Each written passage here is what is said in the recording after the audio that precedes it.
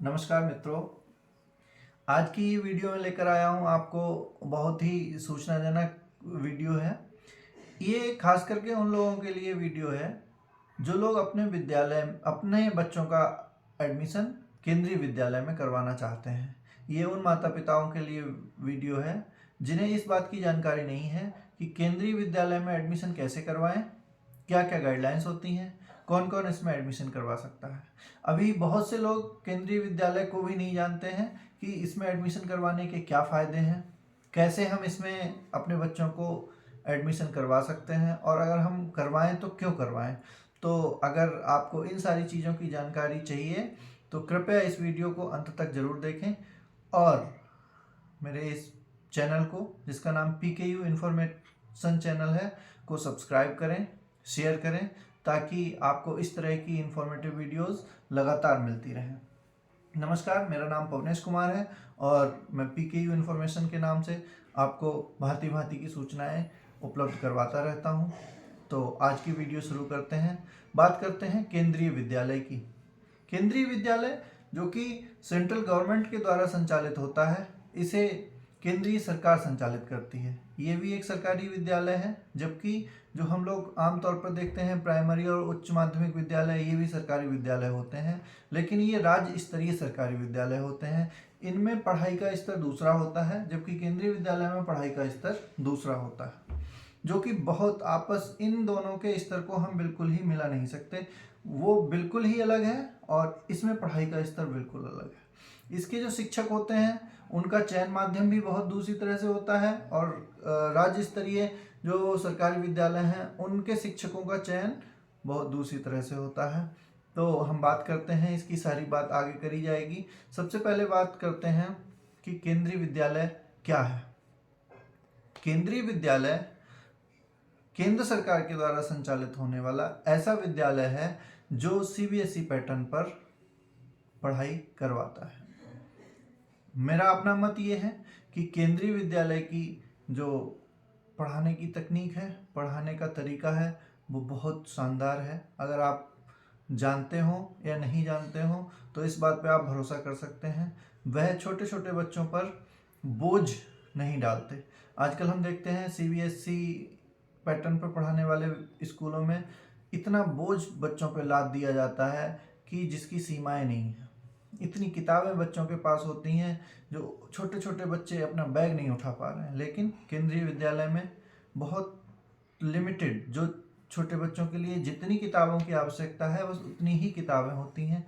ज़्यादातर प्रैक्टिकली इनमें काम करवाया जाता है, प्रैक्टिकल बहुत किया जाता है, थ्योरेटिकल स्टडी आवश्यकता अनुसार करवाई जाती है। तो आगे बढ़ते हुए अब हम विशेष इस वीडियो का मकसद ये है, हम आपको ये इन्फॉर्मेशन अभी उपलब्ध करा पाएँ कि इसमें एडमिशन कैसे होता है और इनके क्या क्या फ़ायदे हैं। अगर एडमिशन लेना है तो क्या क्या फ़ायदे हैं। जनवरी का क्योंकि टाइम आ गया है तो सारे माता पिता जो केंद्रीय विद्यालय में अपने बच्चों को का एडमिशन करवाना चाहते हैं वो अब सोचने ज़रूर लगे होंगे कि कैसे करवाएं। लेकिन अभी उनको इस बात का ज्ञान नहीं है कि कब इसमें एडमिशन होता है, क्या तरीका है। कुछ लोगों को लगता है कि डोनेशन वगैरह जाता होगा। तो आज मैं आपको इस सब चीज़ के बारे में जानकारी देने वाला हूँ। कृपया वीडियो को अंत तक देखते जाएं। अगर स्किप करेंगे तो आपको बीच में कुछ जानकारी छूट सकती है। केंद्रीय विद्यालय में एडमिशन ऑनलाइन और ऑफलाइन दोनों तरह से होता है। केंद्रीय विद्यालय में कक्षा 1 से 12 तक की पढ़ाई करवाई जाती है। पिछले वर्ष से केंद्रीय विद्यालय में बाल वाटिका भी शुरू की गई है। बाल वाटिका का अर्थ है जो हमारे KG-NC कहलाए जाते हैं नॉर्मल स्कूल्स में, उसके लिए बाल वाटिका का नाम दिया गया है। तो इस वर्ष से हम कह सकते हैं कि केंद्रीय विद्यालय में बाल वाटिका से भी प्रवेश प्रारंभ हो जाएंगे। बाल वाटिका और कक्षा 1 के जो भी प्रवेश हैं वो ऑनलाइन माध्यम से किए जाते हैं, जिसकी सूचना केंद्रीय विद्यालय की वेबसाइट पर फरवरी माह से मार्च माह तक घोषित की जाती है। उसका शेड्यूल घोषित किया जाता है।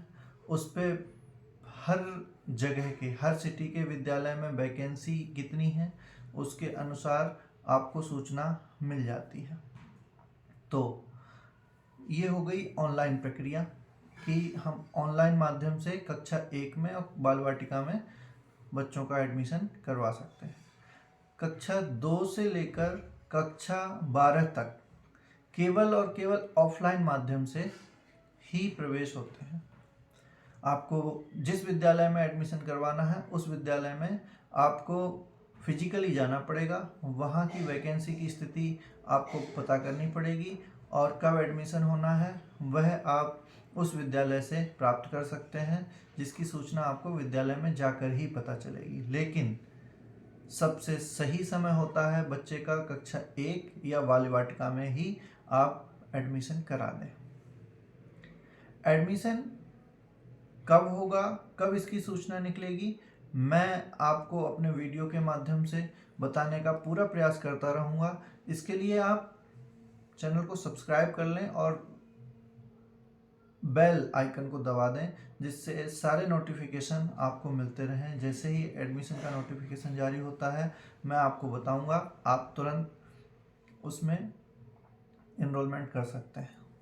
अब उसकी पूरी प्रक्रिया भी बताएंगे कि कई तरह के डॉक्यूमेंट चाहिए होते हैं, इसमें कौन कौन करा सकता है, ये चीज़ भी आपको बताई जाएगी। अब मैं आपको बताता हूँ कि केंद्रीय विद्यालय में एडमिशन कराने के फ़ायदे क्या हैं। तो सबसे पहला तो फ़ायदा है कि केंद्रीय विद्यालय में जिन लोगों का एडमिशन हो जाता है उन बच्चों को कक्षा 12 तक किसी अन्य विद्यालय में जाने दौड़ने भागने की आवश्यकता नहीं है, माता पिता को परेशान होने की भी आवश्यकता नहीं है।